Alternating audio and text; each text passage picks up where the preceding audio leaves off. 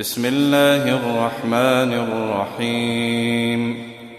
الرحمن علم القرآن، خلق الإنسان، علمه البيان.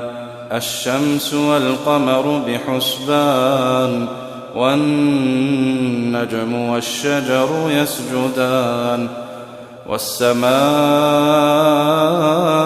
رفعها ووضع الميزان، ألا تطغوا في الميزان، وأقيموا الوزن بالقسط ولا تخسروا الميزان. والأرض وضعها للأنام، فيها فاكهة والنخل ذات الأكمام، والحب ذو العصف والريحان. فبأي آلاء ربكما تكذبان؟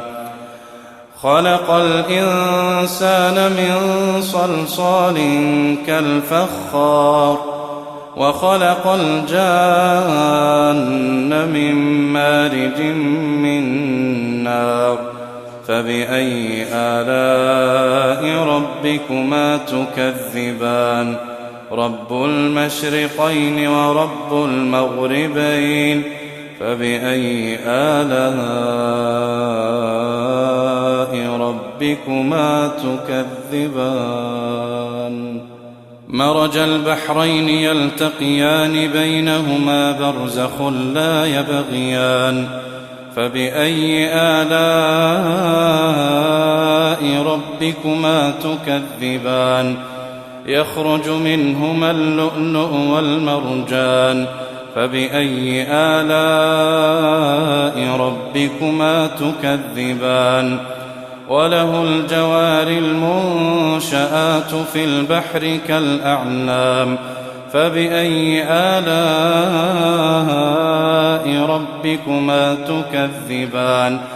كل من عليها فان، ويبقى وجه ربك ذو الجلال والإكرام. فبأي آلاء ربكما تكذبان؟ يسأله من في السماوات والأرض، كل يوم هو في شأن. فبأي آلاء ربكما تكذبان؟ سنفرغ لكم أيها الثقلان. فبأي آلاء ربكما تكذبان؟ يا معشر الجن والإنس إن استطعتم أن تنفذوا من أقطار السماوات والأرض فانفذوا لا تنفذون إلا بسلطان. فبأي آلاء ربكما تكذبان؟ يرسل عليكما شواظ من نار ونحاس فلا تنتصران. فبأي آلاء ربكما تكذبان؟ فإذا انشقت السماء فكانت وردة كالدهان. فبأي آلاء ربكما تكذبان؟ فيومئذ لا يسأل عن ذنبه إنس ولا جان. فبأي آلاء ربكما تكذبان؟ يعرف المجرمون بسيماهم، فيؤخذ بالنواصي والأقدام. فبأي آلاء ربكما تكذبان؟ هذه جهنم التي يكذب بها المجرمون، يطوفون بينها وبين حميم آن.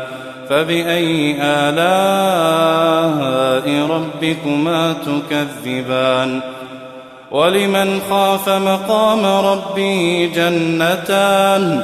فبأي آلاء ربكما تكذبان؟ ذواتا أفنان.